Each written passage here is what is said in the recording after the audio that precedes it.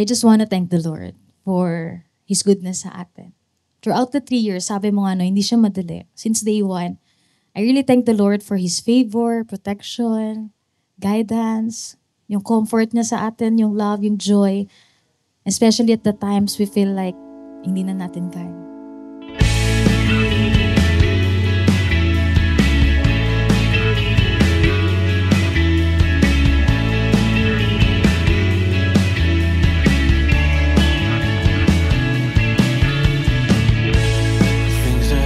Alam ko, hindi naging madali yung pagtago ng relationship natin sa work for the last 3 years.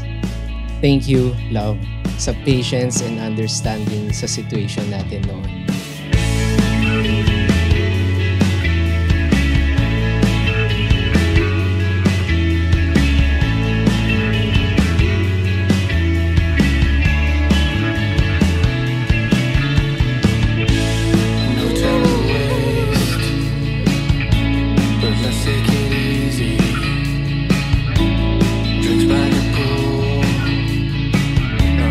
Lord, thank you so much. Ikaw muna, Lord, yung gusto namin honor dito. And thank you then, thank God for leading me to you. Leading us to the right thing, to everyone. Na kaya pala ilang beses ako yung nag-ghost. Charot. It's because ikaw pala yung tinadhana sa akin.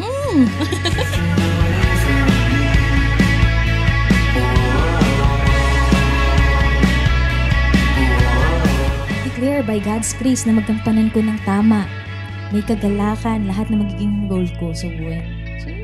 For I know He has a lot of things in store for us. As mag-asawa, magulang, God's will, magkaroon ng apo, tari, advance.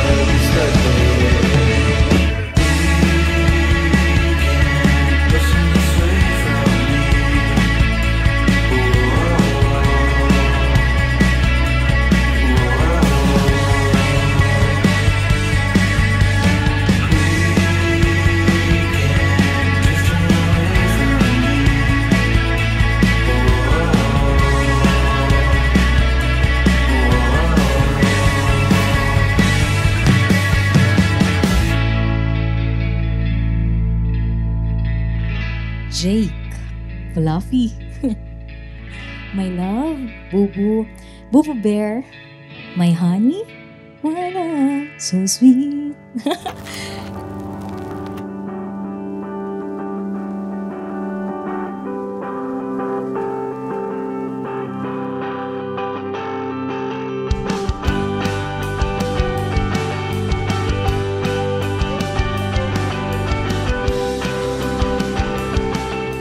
God is indeed good. He is indeed a miracle-working God. Ang hirap pero ito na tayo. Konting push na lang, baby. Baby. Kung ika'y makakasama hanggang sa hirap at ginhawa, ibibigay lahat ng makakaya.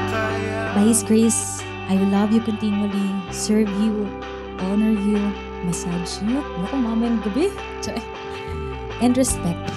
I am so excited sa mga gagawin pa ni Lord sa akin. Once again, I love you with the love of the Lord, my dearest and soon-to-be hubby.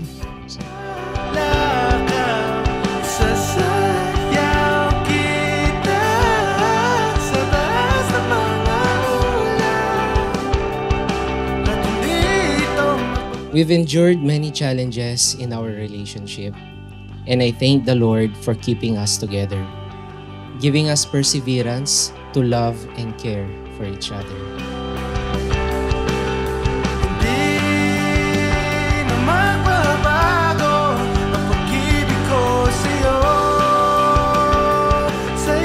I want you to know that I am grateful na nakilala kita and ikaw yung naging partner ko.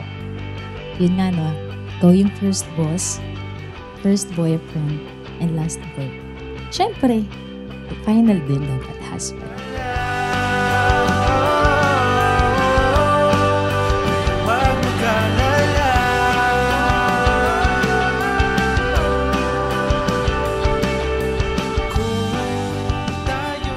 Jenna, alam ko sa work, ako yung manager / boss mo dati. But this day forward, mapa-work or house, ikaw na ang boss ng buhay ko. Jenna, I love you so much.